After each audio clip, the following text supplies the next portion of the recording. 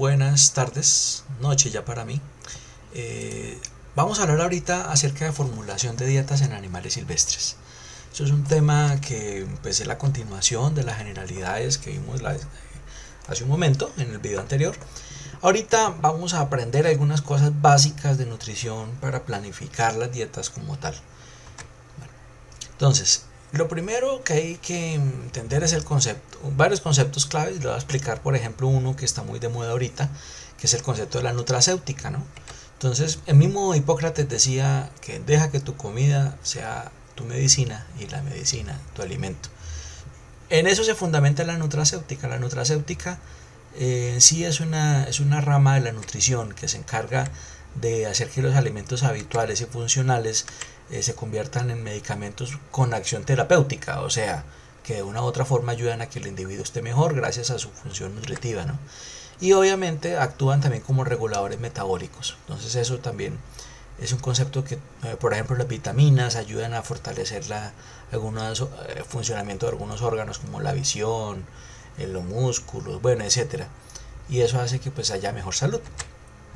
Bueno, cuando hablamos de los requerimientos de los animales tenemos que entender varias cosas. Hay que entender que un cachorro no se alimenta igual que un animal adulto. Entonces, por ejemplo, si vemos en esas 4 imágenes que tomamos acá, que es del profesor Carlos Jaramillo de la Universidad Nacional de Palmira, que amablemente me las prestó, estaba mostrando cómo se alimenta este cachorro de que recién llegó y luego cómo se le hace enriquecimiento con algunos animales que él al principio juega y eso, y bueno, al final tiene un proceso bien establecido de cómo se debe tener ese animalito. Entonces es muy diferente cómo come este animal a cómo come un animal adulto. Obviamente también tenemos que diferenciar varias cosas que son básicamente 5 cositas que hay que diferenciar. ¿Qué es lo que consume un animal silvestre y un animal doméstico? No es lo mismo alimentar esta cuacharaca a esta gallina o este jaguar a este gato, ¿cierto? Entonces lo primero que tenemos que hacer es establecer objetivos entre el doméstico y silvestre, determinando qué es lo que vamos a alimentar. Tenemos que establecer los requerimientos nutricionales, que eso ya lo sabemos por tablas de requerimientos y ese tipo de cosas. Tenemos que seleccionar los ingredientes que ojalá se acerquen lo más posible a la naturalidad del animal. Hay que formular unas dietas de acuerdo con la anatomía de los animales, el bocado, bueno, una cantidad de cosas. Y cómo se evalúan esas dietas más adelante. Eso es para mirar el rendimiento. Hay que entender, bueno, en la primera parte de estas, hay que establecer los objetivos. Cuando nosotros hablamos de establecer los objetivos, tenemos que entender de que los animales domésticos están habituados a una alimentación frecuente o diaria y los silvestres se alimentan de acuerdo a la oferta alimentaria en su medio y a sus necesidades. No es lo mismo esta gata que tiene una alimentación basada en alimento concentrado y bueno, una cantidad de cosas, aparte de los cuidados que le da su cuidador, a este jaguar que vive en la selva y que de una u otra forma tiene que rebuscarse sus alimentos según sus cualidades físicas y adaptativas, ¿no? Para entender esto mejor decimos que la alimentación de animales domésticos se define en términos jerárquicos casi siempre, ¿cierto? O sea, el alfa de la manada es el que suministra, el que cuida, en este caso es el humano. La alimentación de los animales silvestres se define en términos de supervivencia. Si no busca alimento, se muere.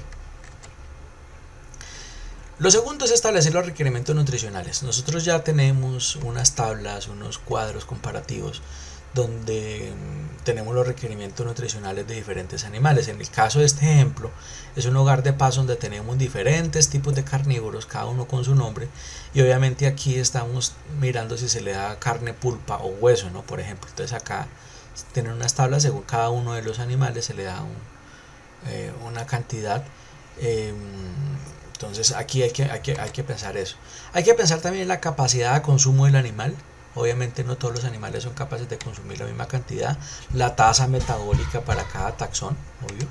Los ajustes por cada etapa fisiológica, porque como ya vimos antes, un cachorro no se alimenta igual que un animal adulto.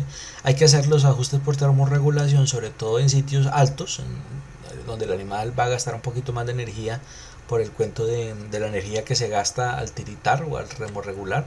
El ajuste por el número de individuos. Entonces acá hay que tener en cuenta que no es lo mismo alimentar un grupo de 5 jaguares, alimentar uno, ¿cierto? Porque pues siempre va a haber uno que come más que otro, ¿no? También hay que ver el ajuste por espacio de la jaula, porque eso también tiene que ver con el asunto de que los animales tienen algún tipo de estrés y eso puede incrementarse con esto, y la composición química de los ingredientes que estamos tratando ahorita.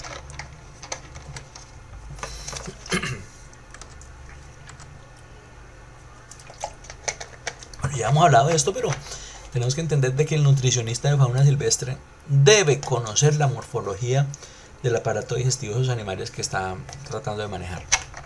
Además de conocer la dieta natural y conocer y entender los sistemas digestivos de cada uno de los animales que está alimentando. Acá podemos entender, por ejemplo, que ya hemos hablado de eso, un carnívoro tiene un intestino delgado bastante corto en comparación a otros, un intestino donde la fase de absorción se realiza por acá, tienen un colon corto, un ciego casi inexistente. En cambio, los rumiantes y los no rumiantes, en lugar de los herbívoros, tienen unas modificaciones anatómicas que permiten estas fermentaciones bacterianas que ayudan a desdoblar la celulosa del forraje que están consumiendo, ¿no? En el caso de los rumiantes, tienen unas saculaciones en su estómago, que son unas divisiones que permiten que cuando llegue el alimento se devuelva por un proceso, luego se devuelve y ahí sí sigue su proceso como tal, por cada una de las partes.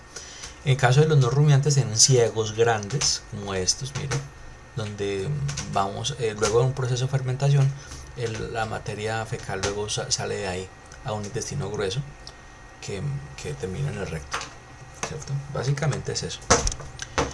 Al seleccionar los ingredientes, acá hablamos de que los alimentos deben ser suministrados frescos, con su color original, libre de oxidación por taninos, o sea, esa cosa negra que le salen a las frutas, libre de magulladuras o de pudriciones, libre de deshidratación y libre de olores a ranciedad o a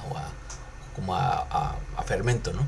Deben también ser libre de insectos o larvas, ¿no? O sea, una guayabita con un gusanito no sirve para alimentar animales. El agua debe ser potable, cristalina, inodora y sin sabor alguno, abundante y libre de sedimentos. Acuérdense cuando existían los circos en Colombia, muchos de ellos no cumplían esta norma. Y por ejemplo, estas fotos que estoy mostrando acá es de un operativo que se hizo con la policía ambiental a uno de estos circos cuando todavía existían, donde se manifiestan las condiciones de tenencia de las frutas. Miren, por ejemplo, esa porquería de frutas en las cuales miren estos melones con hongos, ¿cierto? Y acá frutas magulladas, abiertas, ¿cierto? Y aparte de eso, la mala disposición de residuos de lo que se alimentaba. Esto no es correcto. Este circo duró casi 2 semanas consiguiendo los permisos de nuevo. Menos mal, pues no pasó a mayores y bueno, me pasaron cosas feas. También hay que entender de que cada uno de los alimentos debe ser pesado dentro de la ración por hábitat que se formule, ¿no? Todos los alimentos, las tortas o preparados, todo tiene que ir pesado, porque así cada uno de los alimentos tiene que ir de acuerdo con las cantidades que se necesitan. Los alimentos deben ser limpios y correctamente preservados, manipulados con técnicas adecuadas para evitar contaminación, y las personas que trabajan con esto deben usar los utensilios adecuados, de la desinfección de los sitios de corte, bueno, una cantidad de cosas. Los cuartos fríos o neveras son indispensables para la preservación de esos alimentos. Por ejemplo, este es un cuarto frío de uno de los zoológicos que tenemos acá en Colombia, donde ustedes ven las características de los alimentos. Por ejemplo, acá ven esta fruta, ven estas piñas, estas espinacas, estos bananos son de excelente calidad. Entonces eso también nos ayuda. Ustedes ven acá los cortes para alimentar a los animales. Ven ustedes que son frutas de muy buena calidad, tan buenas como las frutas o las verduras que consumen ustedes en sus casas. Ustedes se van a dar cuenta de eso. Es algo que tenemos que tener en cuenta. Cuando se maneja un hogar de paso o un refugio o un zoológico, la comida es el principal activo y el principal gasto. Acá se manejan proveedores de muy excelente calidad, inclusive los mismos proveedores que suplen a los restaurantes de alto nivel son los que suplen a los zoológicos. Entonces tengamos en cuenta eso. En la formulación de las dietas tenemos que entender que hay una cantidad de elementos interesantes para tener en cuenta acá. Por ejemplo, los aspectos ecológicos de la especie, ¿no? Ya hemos hablado de eso, que dónde viven los animales, de qué clima vienen, si tiene que trepar, bueno, etcétera. La historia natural del animal o del grupo que básicamente tiene que ver con sus jerarquías, con su manejo dentro del mismo grupo social, si tuvo enfermos, y bueno, etcétera. Hay que también mirar la etapa fisiológica, la etapa de desarrollo biológico. Hay que mirar la disponibilidad de la materia prima de buena calidad. Obviamente eso se puede cambiar, ya les voy a explicar de qué forma. Y la necesidad de suplir por condiciones del hábitat, estrés, frío, calor, bueno, etcétera. Ustedes se dan cuenta acá que en algunos zoológicos manejan este tipo de tablas, ¿cierto? Donde por ejemplo acá tienen en primates, acá tienen saimiri, cangrejero, papión y bueno, y apolonio, que era otro mico, donde cada uno tiene su identificación, ¿cierto? Entonces acá es la ración diaria y cuánto se le tiene que dar de cada uno de los ingredientes que estamos señalando acá. Si ustedes se ponen a mirar con detalle se van a dar cuenta que es bien interesante esto, ¿no? Entonces acá se le manejan las cantidades. Bueno, acá son ingredientes muy fáciles de conseguir, como verdura, huevo, garbanzo, banano, guayaba, pepino, mango, papaya, piña, bueno, etcétera. Bueno, acá ustedes me van a mirar más adelante, ¿cierto? Bueno, también hay que ver que los requerimientos nutricionales para la especie no son fijos y dependen de la etapa de la especie en la etapa que se esté consumiendo. Hay zoológicos, CAPS, hogares de paso y refugios que pueden manejar hasta 500 especies diferentes. Yo acá les quería comentar un ejemplo de este animalito que es un quincayú tuerto. Pero, sí, es tuertico y es muy viejito y no tiene casi dientes. Entonces el alimento que se le da a ellos tiene que ser de acuerdo para que este animalito pueda consumirlo adecuadamente. Obviamente para que los demás también puedan consumir sin que no lo dejen sin comida a él, ¿no? Eso también es importante. Bueno, lo último es evaluar las dietas. Las dietas se deben evaluar de acuerdo con varias situaciones. La primera es la posibilidad de mejorar la condición corporal del animal, ¿cierto? Ahorita les cuento el ejemplo de este gato. La dieta proporciona los requerimientos del animal satisfactoriamente. Debemos mirar que la posibilidad de mejorar las condiciones del bienestar de los animales, o sea, disminuir el disestrés, que es el estrés malo. Y la dieta funciona como coadyuvante de malfunciones orgánicas en cuanto a la nutracéutica. Este es el ejemplo de este gatico que es un puma que fue decomisado cuando era cachorro, porque era usado por un médico tradicional en los llanos orientales, pues para sus puestos de magia y sus vainas. Ustedes ven los ojitos, tienen unas cataratas que fueron causados por la deficiencia nutricional por falta de taurina. O sea, el propietario, el cuidador le estaba alimentando solamente con carne, le estaba dejando de dar vísceras, huesos y otra cantidad de cosas. Y entonces con la dieta nueva y un proceso de rehabilitación, más o menos en 9 meses, este gato ya era totalmente viable y fue liberado como a los 2 o 3 meses después de eso. O sea, casi 9 meses, casi el año duró en el proceso de rehabilitación. El gato ahorita vive en los llanos de la Orinoquía colombiana. Entonces es un ejemplo de cómo por medio de la dieta podemos mejorar las condiciones de los animales. Bueno, con respecto a esto, tenemos que hablar cuando suministramos las dietas. ¿Es necesario un entrenamiento? ¿Cuándo hay que hacer ese entrenamiento? ¿Cuánto alimento y cuánto entrenamiento dar? ¿Cómo se debe dar? ¿Dónde se debe dar o por qué? Esto tiene que ver mucho, no tanto para las personas que están alimentando a los animales, sino también para los cuidadores. Un animal de esas características, como el ejemplo que estoy contándoles acá con esta foto. El caso de esta osa era una osa que fue decomisada por la autoridad ambiental a un circo que la tenía maltratándola. Entonces este animalito tenía unos hábitos de alimentación muy humanizados y al final pues las personas que trabajaron con este animal les tocó aprender a alimentarla nuevamente. Entonces hay que pensar también en los animales maltratados como este, ¿no? Cuando hablamos de consumo y desperdicio, yo quiero que hablemos también de los registros de consumo. Tenemos que entender que el consumo lo determina el nutricionista de acuerdo con los parámetros necesarios para el animal, o sea, el peso, la etapa de desarrollo biológico, las patologías, el clima.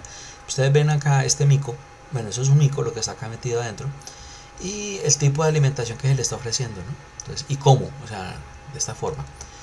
Y luego de que el animal se alimenta, ¿cierto? Hay una tasa de desperdicio. Entonces, luego de que la alimentación se debe pesar el desperdicio que dejan los animales al comer. Y así se determina cuánto de consumo necesitaba el animal versus cuánto desperdició, ¿cierto? al contar ese desperdicio, tenemos que tener en cuenta de que ese desperdicio no tiene que ser mayor del 7%. Si ya se pasa del 7% ya hay problemas, y si hay menos del 7%, pues bueno, pues podemos decir de que pues no se está desperdiciando mucho, pero tiene que haber desperdicio siempre. ¿Por qué creen ustedes que podría darse esta fase de desperdicio? También hay que, bueno, yo creo que eso es pues, por varias razones. Tenemos que entender, por ejemplo, que los animales desperdician porque no está bien cortado el alimento, porque está en malas condiciones, porque no es palatable el alimento, bueno, por varias razones. Y las consecuencias de esto, ustedes van a darse cuenta que cuando no se limpian adecuadamente o este porcentaje del 7% sobrepasa, los roedores, las plagas, las cucarachas, las moscas comienzan a llegar ahí. Y esto puede ser un factor estresante para el animal e incluso un factor de enfermedad, ¿cierto? Hay que tener en cuenta mucho eso también. Bueno, hay que tener en cuenta que yo les coloco otra vez la foto a este miquito de Don Carlos, porque acá se está notando, por ejemplo, las diferencias entre este mico, este loro y esta nutria. Por ejemplo, cómo están alimentando. Acá estamos dando la comida sin cortar o cortada burda, gruesa. En cambio, para estos animales, estos loros, tenemos acá la comida picada chiquita y a este tocada el entetero, ¿cierto? Entonces hay que observar la anatomía de los animales, la forma de ausencia de dedos, pico, dientes, que nos ayuden a determinar, inclusive si tenemos animales amputados, si tenemos animales enfermos, ¿no? Hay que mirar también el tamaño del bocado. Se habla que empíricamente el bocado, o sea, la cantidad de alimento que entra a la boca del animal, mide entre 1/4 a 1/2 del tamaño de la boca abierta. Eso es una medida empírica, pero igual puede tomarse como algo interesante para que el animal pueda comer, ¿no? La dieta en estado silvestre, o sea, acá está tratando de asimilarse qué es lo que puede ser, porque muchos de esos animales pueden ser decomisados y estar acostumbrados a comida casera, ¿cierto? Entonces obviamente esto no puede ser aplicable en estos animales, lo de la dieta en estado silvestre, pero la dieta en cautiverio sí. Esto, cuando hablamos de dieta en cautiverio, tenemos que averiguar a la persona que lo decomisó si preguntaron qué tipo de alimentación tenía el animal.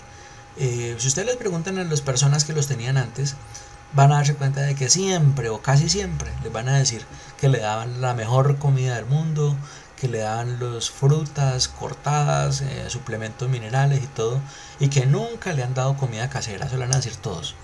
Entonces, por eso hay que asumir de que siempre le dieron comida casera como parte del proceso, ¿no?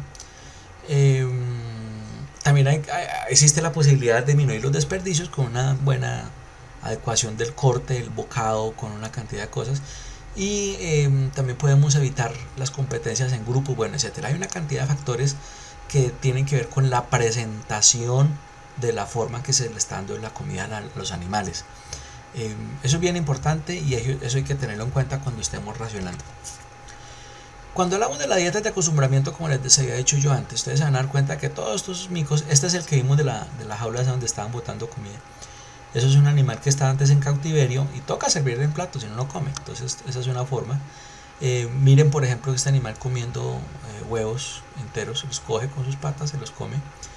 Comiendo esta marteja o aotus comiendo pan, ¿cierto? O esta comiendo arroz. Mire, una experiencia que les cuento. Alguna vez estuve en un sitio de rehabilitación y los trabajadores me preguntaron cómo hacía para hacer una dieta de acostumbramiento adecuada, ¿no? Porque ellos llegaban y veían que los animales bajaban mucho de peso cuando llegaban, porque duraban 2-3 días sin comer, algunos se morían. Entonces yo le decía a los trabajadores, ¿ve, usted trabajó almuerzo? Le preguntaba yo. Dice, sí, claro, pues ellos trabajaban todos ahí.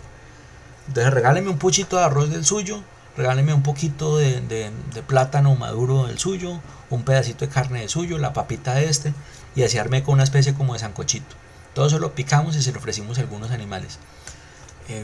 Los animales empezaron a comer muy bien. Entonces yo les decía, de ahora en adelante van a empezar a cambiarle cada 2 días un poquito la ración para la dieta normal. O sea, se le da, por ejemplo, hoy se le da solamente alimento casero. Mañana se le puede dar la misma cantidad. Pasado mañana ya se le baja 1/5 parte a fruta, que es lo que debería comer. El cuarto día también igual. Luego al quinto día ya se le baja no 1/5 parte, sino 2/5 partes de fruta o la comida convencional, mientras 2/3 partes 3/5 partes del alimento casero, y así, hasta que ya cada 2 semanas se cambie una quinta parte, hasta que ya la alimentación sea totalmente alimento que tiene que comer el animal. Eso es un proceso que tiene que hacerse gradual. Si se hace de un momento a otro, el animal puede sufrir algunas indiscreciones alimentarias como diarrea, vómito, cólico, bueno, etcétera. Entonces, aparte de eso, la comida casera les gusta más a ellos por la sal y el azúcar, ¿cierto? La sal es un recurso que los animales en el bosque no tienen muy a disposición y lo vuelven perezosos. Entonces hay que tener en cuenta ese tipo de cosas, ¿no?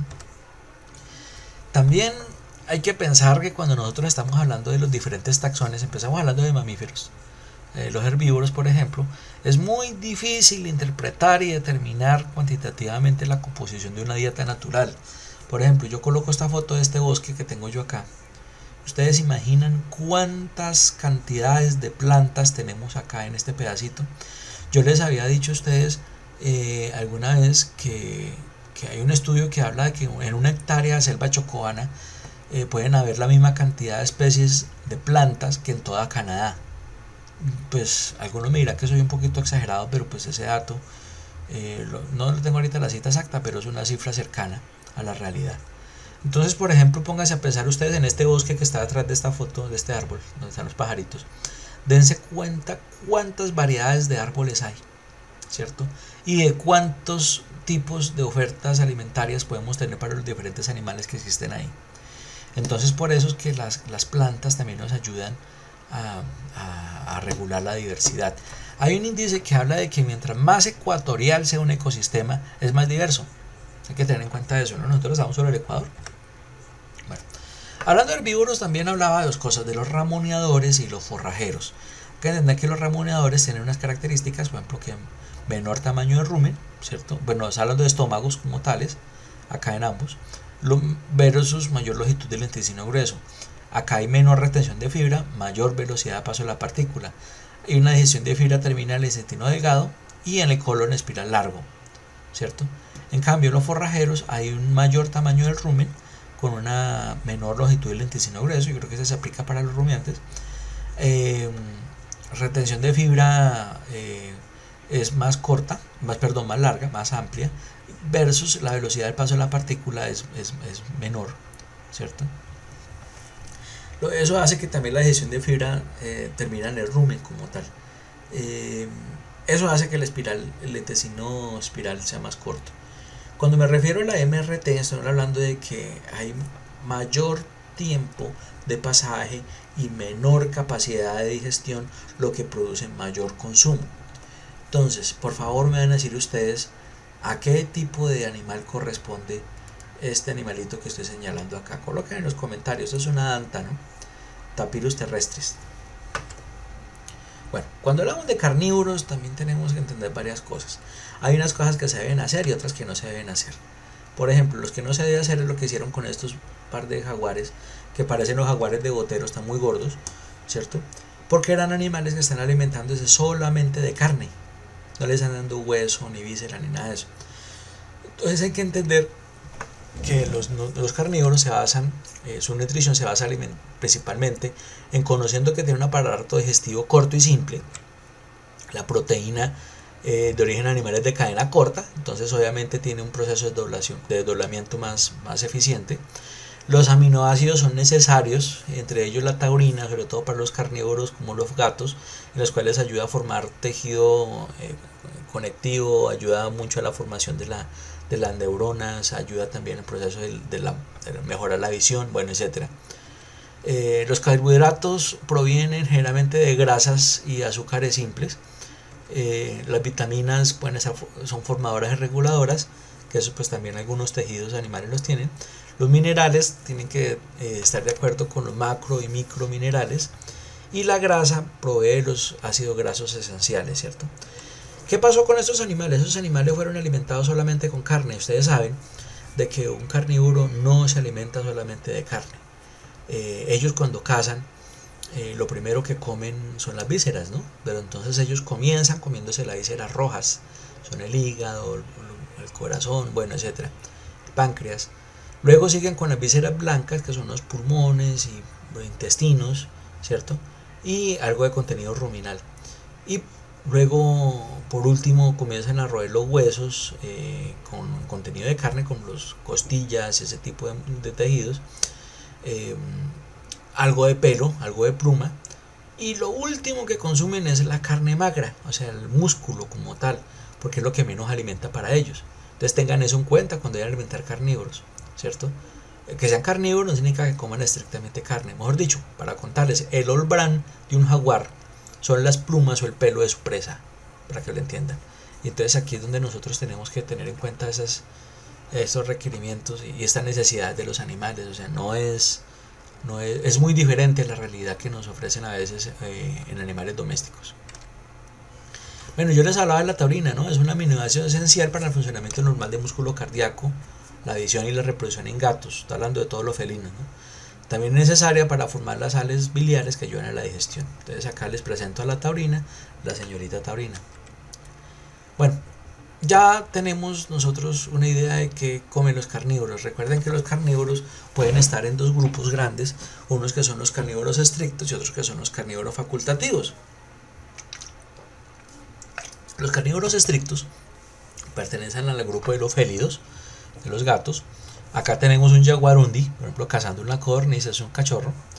Y los facultativos, como los canidae, tenemos los zorros, los procionidae, como este cusumbo, los ursidae, como este señorito oso.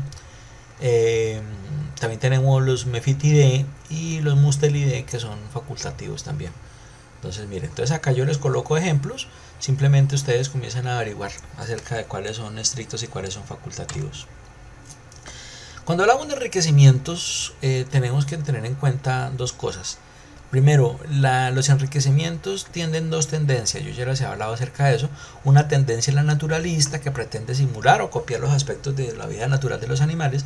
Y la otra es la etológica, que pretende que el animal mantenga su mente ocupada sin importar lo estético. O sea, no es tan bonita como la otra. Entonces acá yo les coloco un par de ejemplos de lo que hicieron algunos estudiantes alguna vez en un zoológico conmigo. Por ejemplo, acá ellos están haciendo una especie como de tamalitos, acá en esta foto que les estoy mostrando, donde en hojas de iraca ellos están echando adentro frutas, guanábana, maíz, etcétera. Y eso se cierra y se le coloca dentro del encierro de los micos. Los micos van a buscarlos y los van a aprovechar muy bien. Estos compañeros están acá colocándole en estos pollos muertos, mire, lo están colocando en sitios determinados para que los gatos los busquen. Estos pollos van a ser impregnados en esencia de vainilla, en esencia de naranja, en esencia de coco, para que huelan diferente a lo que huele un pollo, ¿no? Eso es importante también. Ahí estamos estimulando mucho la mente de los animales, ¿no? Entonces, como les decía, los enriquecimientos nutricionales es una herramienta utilizada para mejorar la calidad de vida de los animales, evitar el estrés en la vida en cautiverio de la fauna silvestre, en busca de aumentar el bienestar individual y grupal. Esa es la principal función del enriquecimiento nutricional, que es muy parecido al enriquecimiento ambiental, ¿no? Y ambas van de la mano. Los enriquecimientos nutricionales, acá yo les muestro algunas cositas interesantes, ¿no? Por ejemplo, estamos hablando acerca de algunos animales que se le echan vivos, algunos animales que cazan animales vivos. Por ejemplo, esta ratica, este pinque se le metió ya grandecito a esta cría de serpiente para que aprendiera a cazar, ¿cierto? Entonces eso se hizo. Acá, por ejemplo, se habla de la gelatina con concentrado, que es una gelatina común y corriente. Se le echan algunos pedazos de fruta y concentrado para animales. Entonces, dependiendo de la especie animal, pues así va a saber mucho más rico esto para los animales, ¿no? Las frutas, por ejemplo, se le esconden a los primates, ellos las buscan, bueno, etcétera. Lo que quiero mostrarles acá son diferentes formas, ¿no?, de presentación. Por ejemplo, las arcillas. Acá estamos usando esas arcillas que usan para la alfarería o artesanía, a las cuales se le adicionan algunos tipos de nutrientes, se le aplican sales mineralizadas, dice que usa para el ganado, y se mezclan con esto y se forma un barro, el cual se le colocan a algunos animales, sobre todo los artiodáctilos, que les gusta gozar y aprovechar el barro para comérselo. Entonces acá estamos supliendo algunos minerales en esos animales. Las arcillas, y las masitas son básicamente con una especie como de pastelitos que se hacen de pronto con fruta, con banano molido, con hojuelas de avena, se le adicionan vitaminas, se le adiciona bienestarina, una cantidad de cosas, y se forman como estos bulloquitos que luego se refrigeran o se cocinan. Hay varias formas de prepararlo. Eso. Y acá las famosas tortas. Acá yo les dejo dos fórmulas de torta. Yo sé que a la mayoría les va a interesar. Estas tortas me las proporcionó, una de ellas me la facilitó Néstor Varela del zoológico Matecaña. En esa época Matecaña ya no se llama Matecaña, ahora es Ucumarí. Y la otra me la prestó Carlos Jaramillo, que es un zootenista que también trabaja con esos temas, ¿no? En Palmira.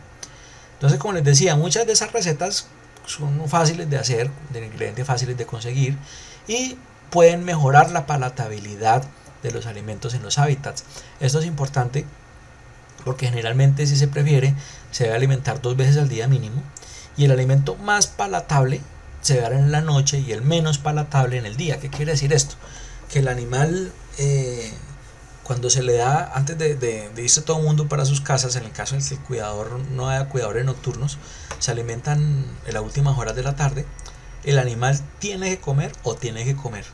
Y al otro día, cuando lleguen los cuidadores por la mañana, se les alimenta con la comida más palatable, que es la que los cuidadores y los veterinarios y los zootenistas y los biólogos pueden asegurarse que se comió, ¿cierto? Porque no sabemos la otra que pasó, ¿cierto? Entonces acá estos enriquecimientos nos sirven para suministrar ese alimento palatable a esos animales, o la fruta o alguna cosa. Eso es una técnica muy tonta, pero igual sirve bastante para terminar esto, para asegurar consumos.